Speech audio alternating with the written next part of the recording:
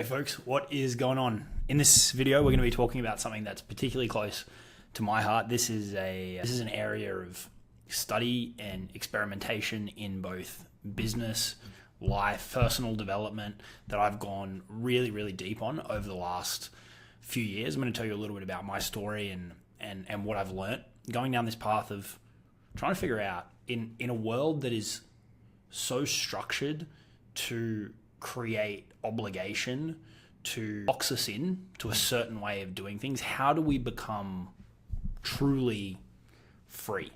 That's what we're going to talk about in today's video. If you get any value from this one at any point, I'd love it if you could smash the like button, gets the content out to more people if you think this is a valuable message. Okay, let's dive in.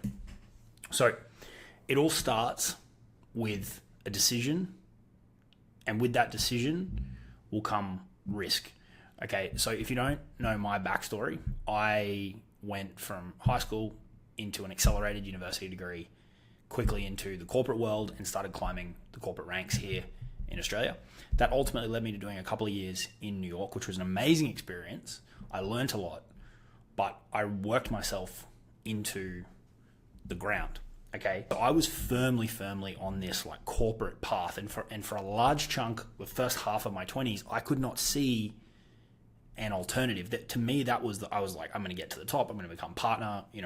Whatever it takes type approach, right? But then I got to this like 26, 27 age, and I was starting to look at a lot of the people that were kind of at the level that I was aspiring to get to, and I realized that, yeah, they had a lot of money, they had the title, maybe they had the material things, but they're at work at night when they should be at home with their family, or they should be with their kids. They're missing these big things. And yeah, sure, I wanted to make a lot of money. That's great. That's nice. Recognition is good. I think it's an important thing, and it can make you feel good when the right people around you recognize your contributions. But is that worth missing all of these other things and being constantly chained to a desk and constantly in an office and jumping from project to project to project to project to project for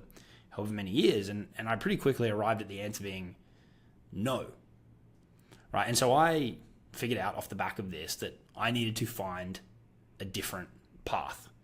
And that's ultimately what's led me to where I am today. But in the more immediate term, over the next 18 months after that, I moved back to Australia, and I dedicated pretty much every spare minute to starting to build my exit plan, to learning, and to ultimately building my vehicle for escape. And then in September 2018, I made that leap. Okay, so the reason that I start here is twofold. One, if you're in a position right now where you feel like you're at the other end of the spectrum to being free, there's going to be a decision to be made, and that is going to come with a risk. For me, I had so much sunk into this path, university degree, I'd done postgraduate study, years and years of building up a reputation in the industry. I was very, very good at my job.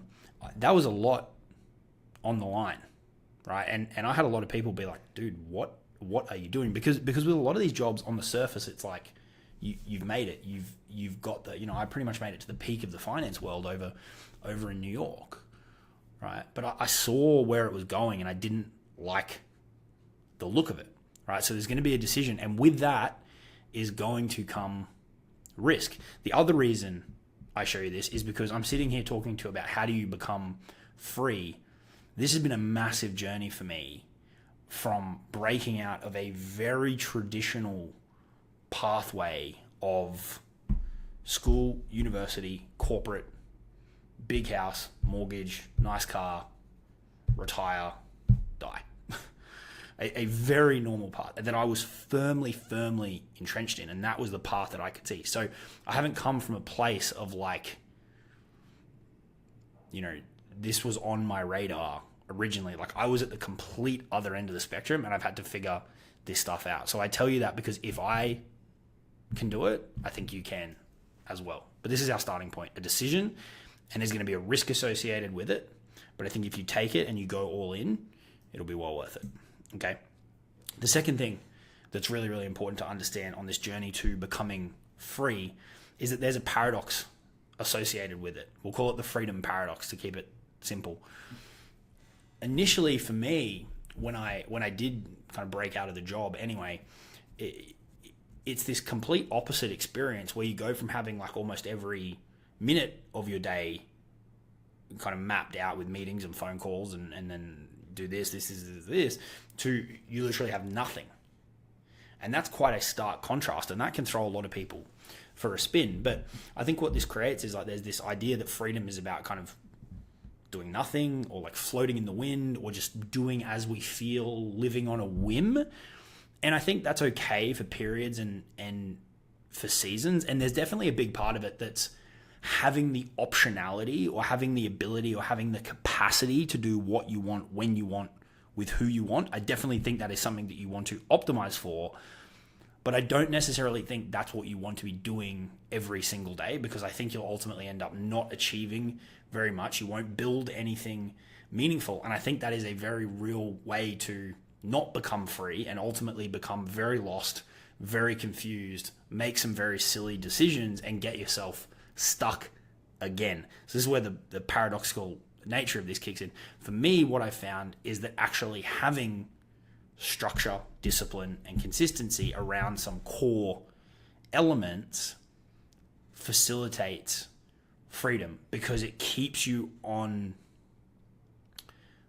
a path and trajectory of the things that are really important, and it keeps you in check and in alignment with being able to do what you want, when you want, with who you want. Because if you don't have this structure and discipline and consistency, you're probably not going to be able to maintain that optionality. Hopefully that makes sense. It's something it's quite strange and it's quite nuanced, but it's a very, very real thing. So for me, this includes things like my morning routine, which I just did a video on. It's on my channel.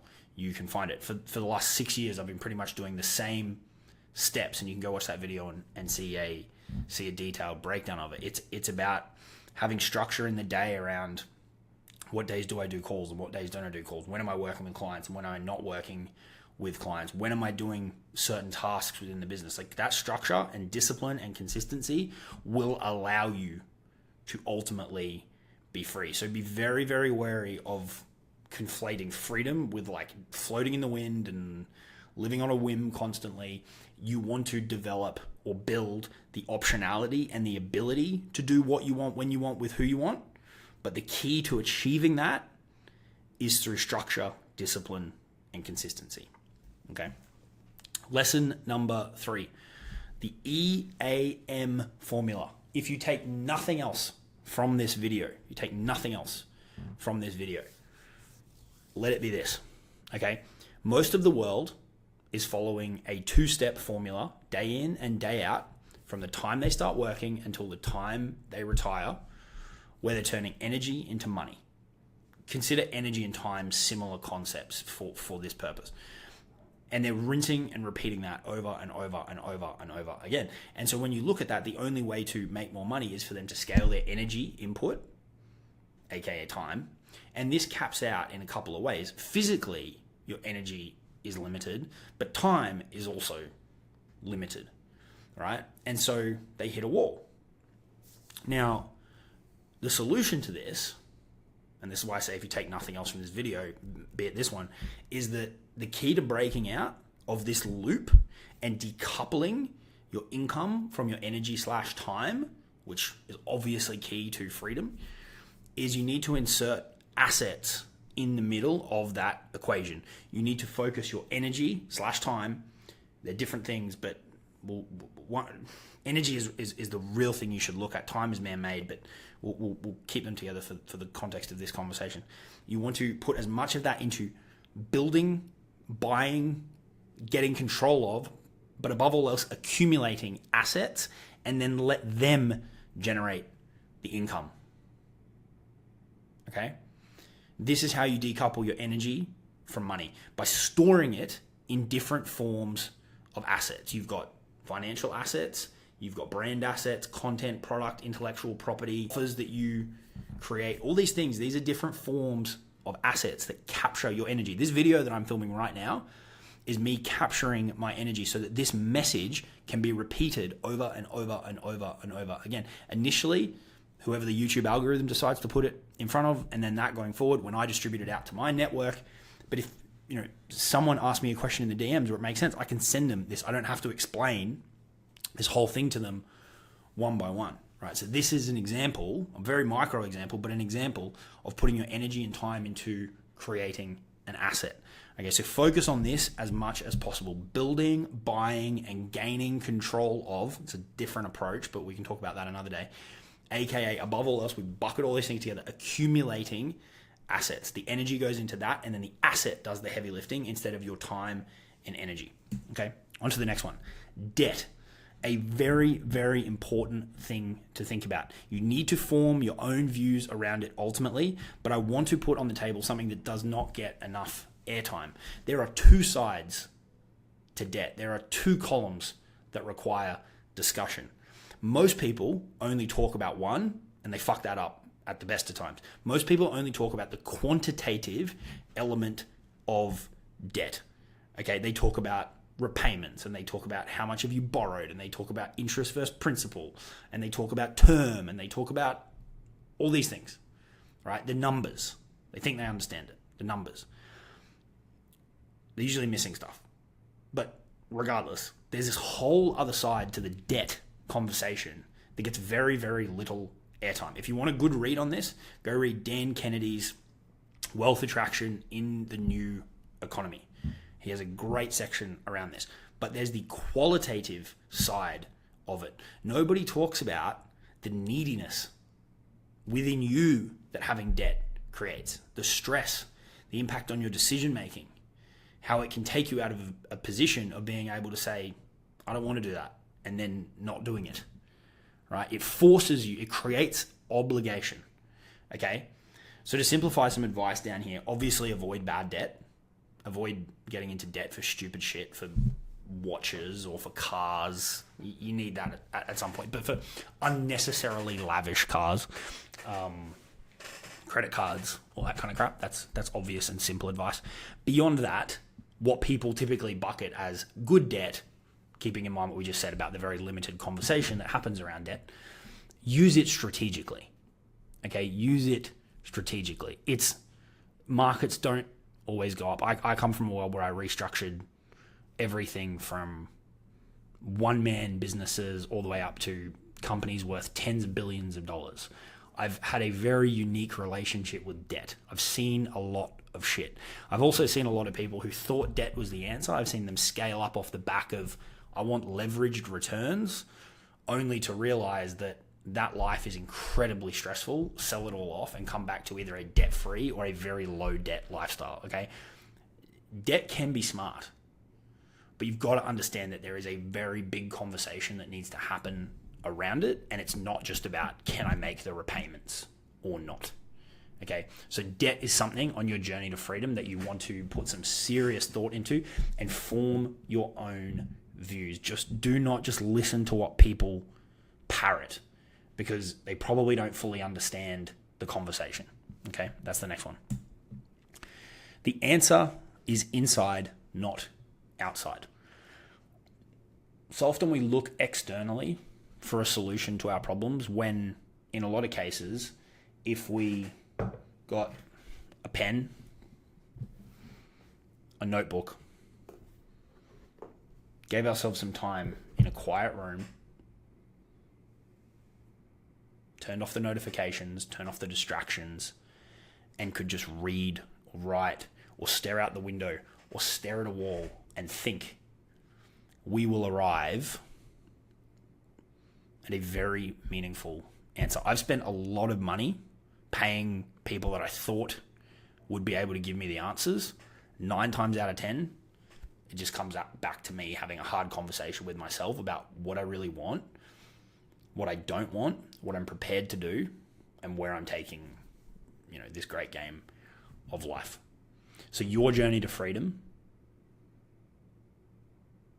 will be significantly progressed by your ability to sit with yourself, have hard conversations with yourself, spend time alone, think deeply, write, process your thoughts, form your own views, form your own opinions, like we just spoke about with debt.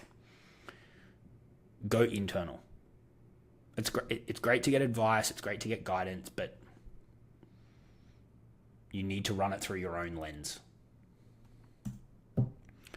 Commit to self-improvement. This solves so many problems.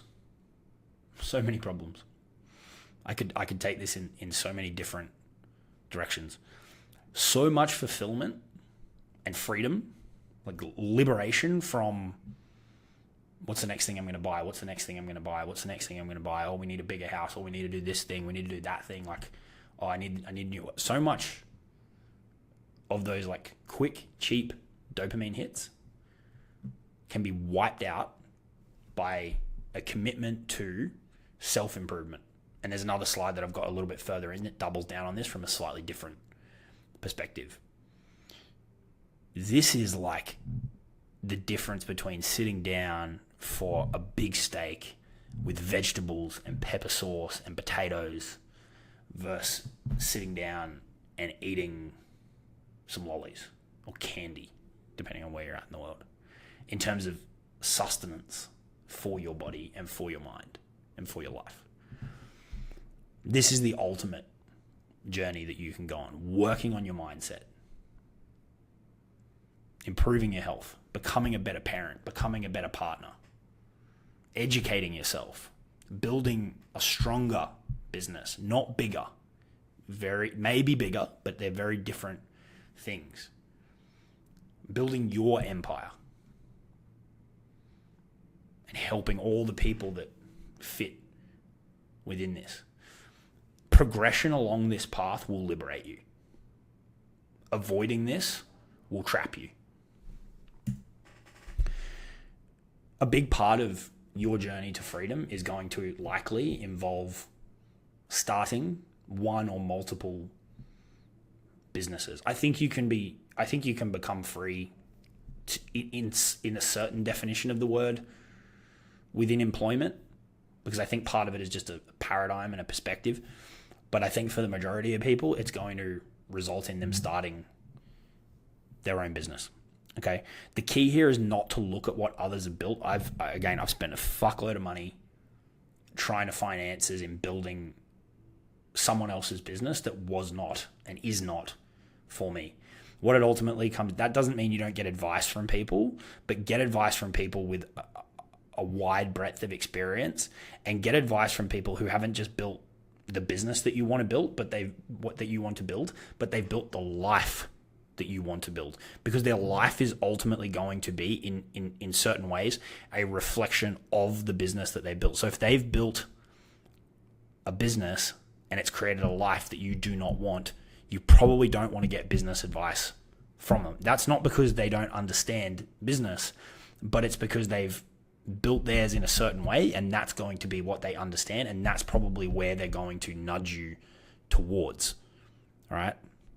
So keep that in mind. You need to reflect on how you want to spend your time and then build that, even if it means blazing a trail. What's ultimately going to happen is you're going to get recognition and you're going to get market credibility for being prepared to carve your own path. 8 out of 10 clients that I sign tell me when we get on a call, they say, Jacob, I signed up because you're so clear on who you are, your views, the life you live, the life you want to live, what's a priority to you, what's important to you, and that's why I'm here. It's a key to becoming magnetic and having things flow to you, which is obviously key to becoming free, is figuring out who you are, what you want, and then holding the fucking line. Okay? Beware of vanity, top line numbers, scale, and size. It's not all that it appears. I'm not going to sit here and tell you not to go and build a big business, because that's definitely the path for some people. But just realize that in the context of business, bigger isn't always better.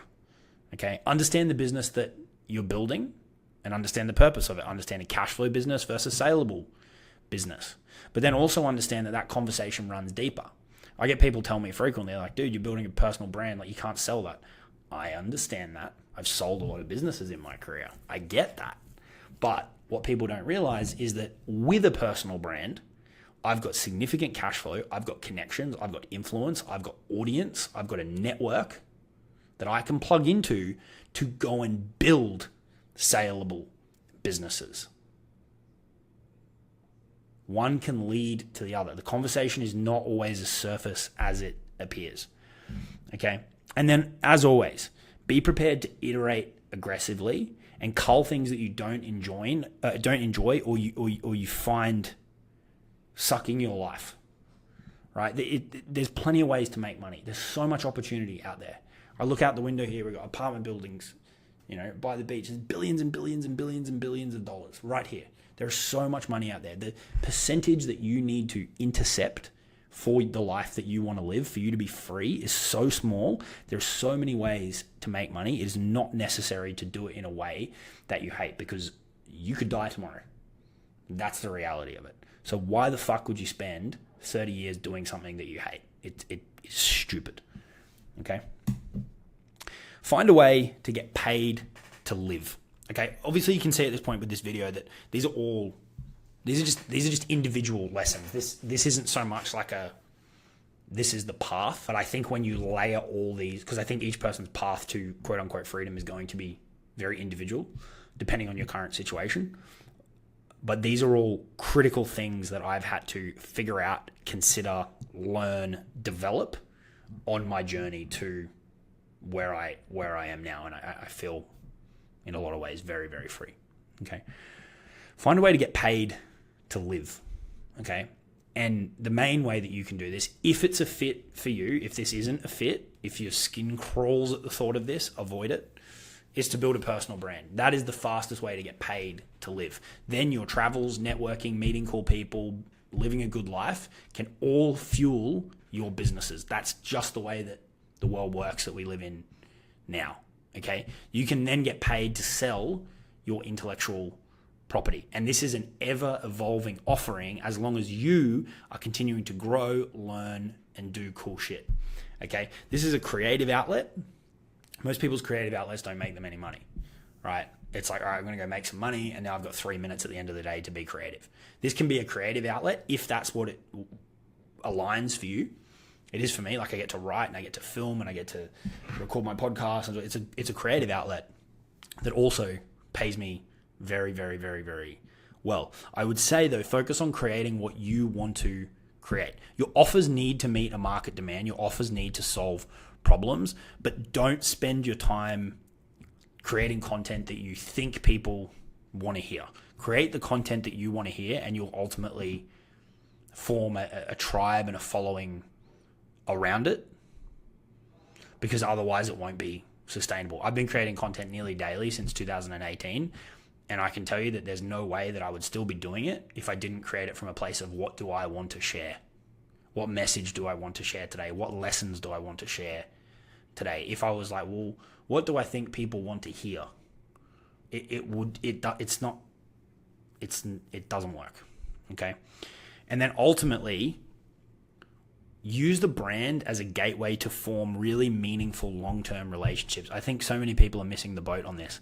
This could be with colleagues, building a network. This can be with clients. I have so many clients that have ultimately become friends all around the world now. It can be a platform to create partnerships. Like, it has so much potential beyond like, hey, look at this cool thing I'm doing on Instagram, right? Like, there's this whole deeper game that you can play that is such an amazing, amazing experience. Like, the feeling of, I met up last year with a client, a young guy in Italy who we've like overhauled his business, and we spent the day, like, we walked around the Colosseum and we had lunch, and then we went to this rooftop and had a glass of wine. Like, you can't match that feeling, right? So use the brand, get paid to live, monetize your intellectual property, use it as a creative outlet, and share what you want to share, and then ultimately channel all that towards building really meaningful and fulfilling relationships. Okay? Build a North Star that is also a flywheel. Okay?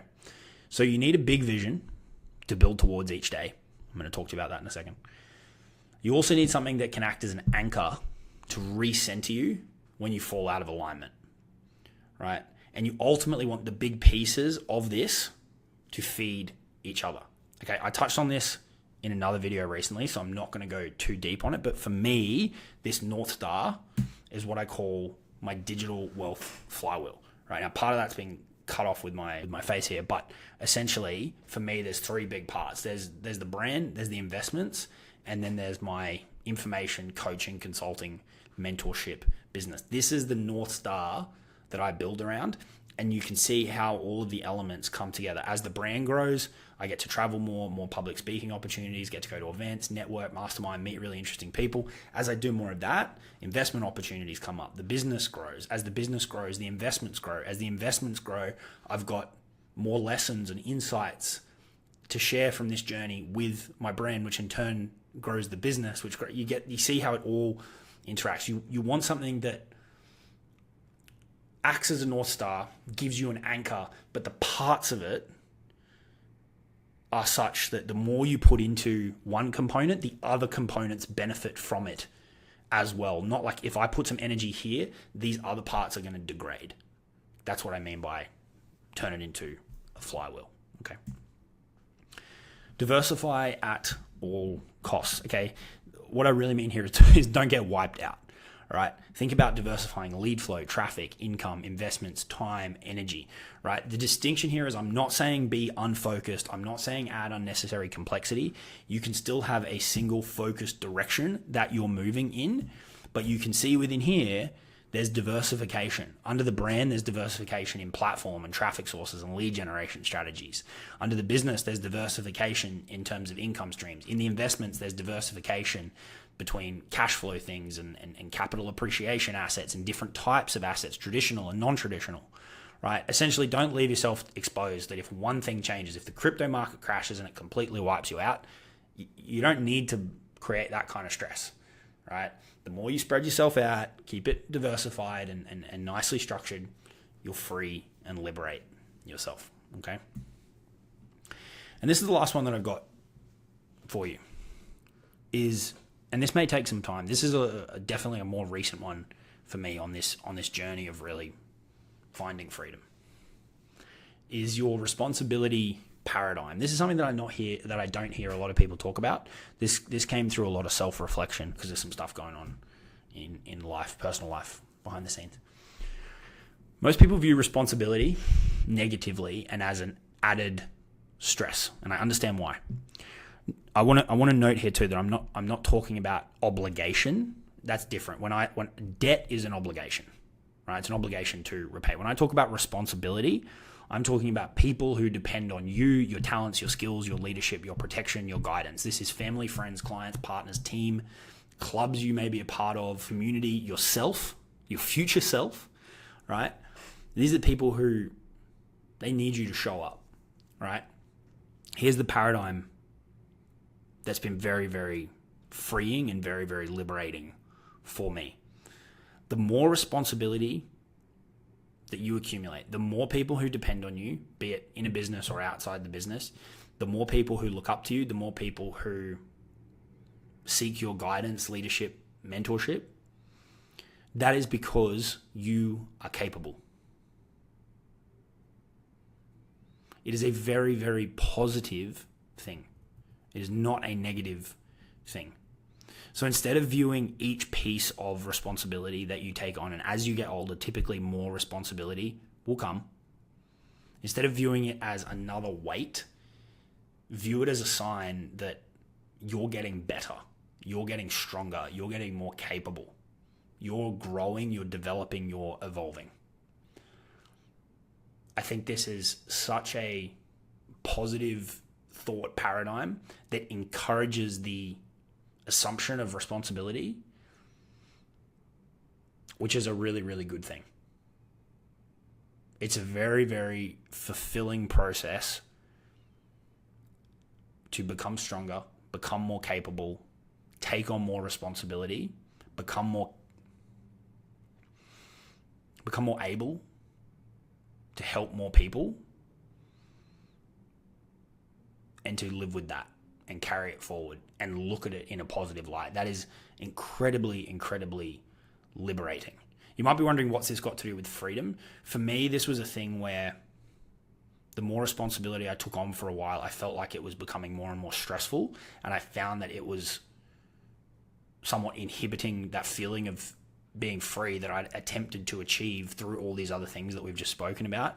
And so the shift for me with this paradigm has been huge, because now I look at my current responsibility and the incremental responsibility that will come with time as a very, very positive sign of where I'm at and an indicator for where I'm going. Because it means I'm moving in the right direction. It means I'm growing. It means I'm evolving. And it means that the important people around me view me as capable of handling that responsibility. And that is a very liberating and freeing feeling. Okay. So we could probably do more videos on this. This could probably turn into a bit of a mini series. There's probably a lot more points that I could touch on. But hopefully you extract something out of one or multiple of those points. These have been some pivotal elements for me on the journey from that path that I told you about that I was on to where I am now, where I've got a business that I love to run. I get to create content like this and share the lessons along the way. I get to consult with some amazing clients. I get to work on the projects that I want to work on. I get to manage my investments. I get to spend a heap of time with my family and my friends. And I've been able to find balance between all of those key areas while having a really positive relationship with responsibility and the people who need me to step up to the plate. I hope you found that insightful. I'd love to hear any comments or thoughts that you've got, your biggest takeaway, and I'll see you all in the next video.